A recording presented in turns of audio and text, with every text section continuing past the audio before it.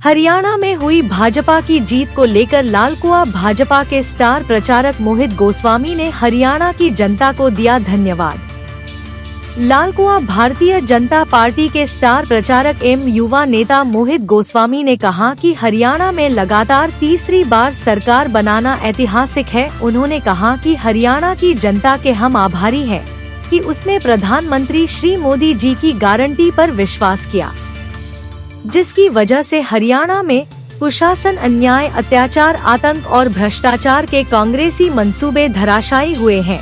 अब हरियाणा में भी लगातार तीसरी बार भाजपा की सरकार बनते ही प्रधानमंत्री श्री मोदी की गारंटी पूरी कर वहां सुशासन स्थापित करने की रफ्तार और तेज होगी। हरियाणा विकास की तेज गति से आगे बढ़ेगा। सबसे पहले सबको भारत माता की जय और सबको पूरे भारतवासियों को बहुत बहुत बहुत बधाई।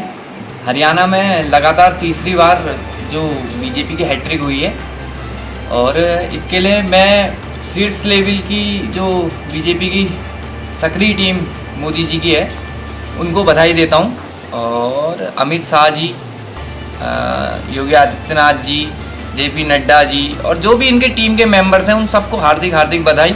और जितने कार्यकर्ता ज़मीन पर उतर करके हरियाणा की भूमि में काम कर रहे थे उन सबको बहुत बहुत बहुत बधाई। विकास की राजनीति और विचारधारा की राजनीति दोनों अलग अलग चीज़ें हैं। विकास तो किसी भी सरकार में किसी सरकार में कम, किसी सरकार में ज़्यादा विकास होता है, लेकिन जो विचारधारा की राजनीति है कि नेशन फर्स्ट, बीजेपी हमेशा नेशन फर्स्ट के साथ ही चलती है और विचारधारा की लड़ाई हरियाणा में बीजेपी जीती है।